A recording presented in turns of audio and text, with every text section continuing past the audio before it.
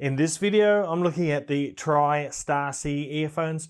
These are a triple driver hybrid. They've got one dynamic driver and two balanced armature drivers.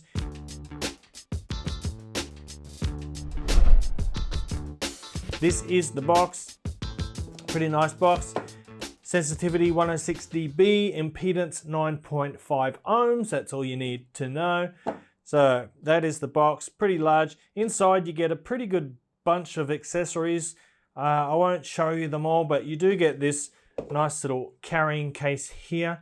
You get a little tool for manipulating the tuning switches on the earphones. 9 pairs of silicone ear tips, 2 pairs of foam ear tips, and what I really like is this tuning reference card here, which explains the different tuning modes on the earphones using the switches, which you can see right here. And what I like about this card is a lot of these Chi-Fi brands, they don't give you any instructions for the tuning switches at all. They just throw you in there blind, throw you in the deep end, and you got to wade around trying to figure out for yourself and hoping that you don't drown in it. So I really like that. It's a good thing to have. So yeah, nice little bundle. Let's have a look at the earphones now. And yeah, they are really, really pretty. Oh, before we go any further, I should probably mention that the price of these is $129. So that puts them firmly in the playing field with the FIO FH3, my little champions there, and the ICO OH1. We'll talk about those a little bit later on, but for now let's just have a quick look at these. Right, so here's the shell of the Starsea, and as you can see, it's a very pretty IEM. They've got acrylic shells. The main part of the body here is a transparent purple color, and for the faceplate you've got this black and purple swirl kind of design with a Tri logo in silver color there. There's the 0.78mm 2-pin connectors just behind, I should say, the little vent, single vent there. And here are the tuning switches, 2 tuning switches, and man, these things are tiny. So you're going to get your magnifying glass, your glasses, or your exceptional eyesight handy to change these. And you can't do it by hand. You'll need a little tool like the one that's included, like the one that I showed you before. And basically the left switch does pretty much nothing. It's the right switch that makes the difference. Yeah, basically with the right switch down, you get more of a mild V-shaped sound signature. The bass is a bit more forward. The treble and upper mids are a bit more forward. With that switch up, the sub bass is slightly attenuated. It's slightly lowered, and the core mid-range is lifted somewhat. So for vocals, instruments, acoustic instruments, and such, the second switch up is the way to go. Me myself, I prefer the standard tuning mode, which is the way they come default in the box, which is both switches down. That gives you a little bit more bass, a little bit more of a traditional V, so you get that nice liveliness, that end-to-end extension, and the mids are still pretty forward. They're not recessed at all. So I'm just going to leave it there. If you want more information about the difference of the switches, check out the written review. There's a link in the description below. And while we're in here, let's have a quick look at this cable. And you get an 8-core silver-plated copper cable, which is very, very supple, handles really nicely. You got aluminium termination, Y-split, got even an aluminium chin slider there as well, and the 2-pin connectors.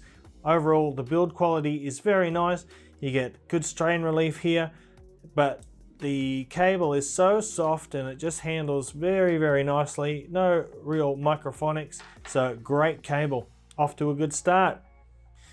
All right, boys and girls, so how does the Starsea sound? Well, let me tell you, pretty good. It has a rather linear sound signature, which means it's fairly level across the bass, the mid-range and the treble. It's a fairly even line. I'll throw the graph up for you here.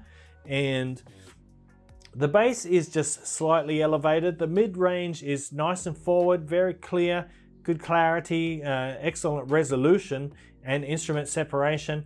And the lower treble is fairly lively.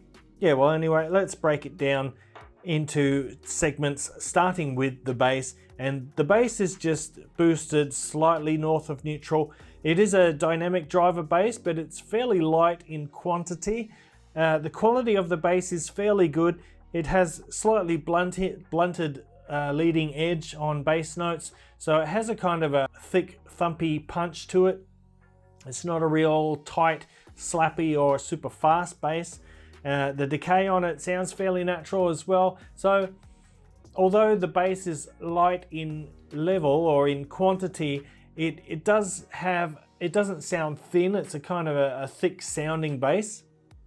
So it's good, pretty good overall. It does have fairly good extension, and you know, you get a bit of a rumble going on for those deep sub bass notes, but it's not a real head shaker sub bass rumble. It's just a fairly light and tidy one. But overall, the bass is pretty good. This is not a bass head earphone, so if you want massive bass, you need to look elsewhere. Hint, hint. Now on to the mid-range, and the mids is really where, well, yeah, I would say the Starsea shines in the mid-range. Nice clarity, as I mentioned, excellent instrument separation. The mid-range resolution is very good. So vocals, both male and female, sound very nice. Male vocals are a little bit on the thin side. They're not really rich or robust. And female vocals sound a bit more natural. They kind of get a boost from that upper mid-range lift. But overall, it's a very clean, very nice mid-range. And finally, that leaves us with the treble. Now, there's a bit of energy in the lower treble, but it is still fairly smooth overall. I didn't notice any sibilance or any real harshness. Like a lot of earphones, when you turn the volume up high, the upper mids and the lower trebs, they can get a little bit shouty-ish. And that is the case here as well, because the bass doesn't really lift relative as much as the upper mids. But no, there's no harshness in the treble. It is a slightly brighter sounding top end, but it's very smooth, and I didn't notice any real fatigue, listening fatigue, even when I sort of had these in my ears all day long. So yeah, no worries there. Overall, I think the Starsea is a great sounding earphone, especially considering the price point here at $129. You get a very nice quality sound, kind of a more refined audiophile style tuning sound, which may not suit your everyday consumer, but someone who's looking for a little bit less of a boisterous sound and more of an even, delicate, spacious, detailed sound, yeah, this is what you'll get. So let's do a quick comparison now with the FiiO FH3. And the FiiO FH3 is pretty sure it's still my favorite in this price range at around $130. I think you can't beat these still. The actual frequency response looks similar. I might throw up the graph for you here.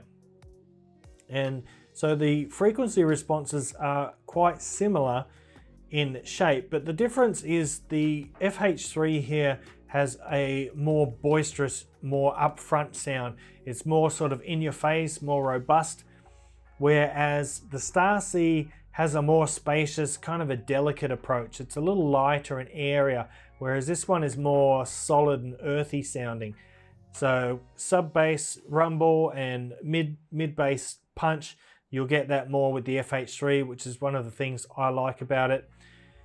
Fairly forward mid-range, it's not really recessed, and a lively treble that is like the Starsea. It's energetic, but it's not harsh, it's not too bright, and it's not sibilant.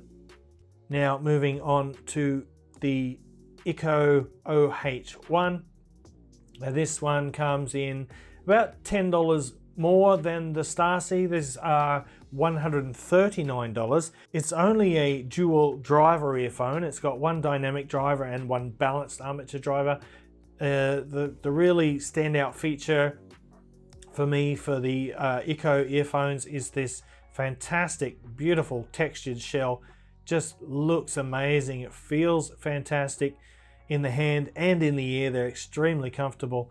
Very good noise isolation. Similar to the FiiO FH3, the OH1 here has a more upfront sound. Definitely got more weight in the low end and a really heavy, powerful sub-bass rumble. So if you like those sort of big bass drops, this is a great earphone for that. When we get to the mid-range, the OH1 here is significantly more recessed in the mids than the Starsea. This one is a real kind of a V shape, and then it's got quite a significant lift in the upper mid-range and lower treble, which adds presence, gives a bit of brightness, not the same as treble brightness, but that sort of upper mid brightness that keeps it from being dark. And then the treble, similar again to the Starsea, but it's not as prominent in the mix. It's a little bit further pushed back in the mix due to that upper mid-range peak that the OH1 has. So yeah, very different approach from both of these earphones. I would say the OH1 and the FH3 have more in common in terms of sound. The Starsea just has a lighter sound, a lighter feel to it. It's a very clinical, not clinical, it's not a boring or analytical sound, but it's a very clean kind of sound. Very, very precise and tidy, whereas these two here can get a bit down and dirty. They sound warmer, they sound a little bit more earthy and organic, but the Starsea, I would say, has superior resolution out of all three. It's got the best, the biggest and airiest sound stage, and I would put the imaging in line with the FiiO. The FiiO has very good imaging despite its smaller sound stage, but that is one of the great points of the Starsea, is its sort of 3D soundstage, very open, very black background, and clean air between instruments and sounds within the stage. So yeah, to sum it up, I think the Starsea here is a really good earphone, especially considering its $129 price point. The build is excellent, the accessories are excellent, love the cable. If you're looking for something that's sort of, you know, nice and clean and light, but precise and detailed, these are the ones for you. If you're looking for something that's a real raunchy, sort of bass heavy earphone, then these are not for you. All right, that about wraps it up for this video, guys. If you liked it, give it a thumbs up. And if you're new here, want to see more reviews like this in the future, go ahead and hit that subscribe button. And until next time, I'll see you later.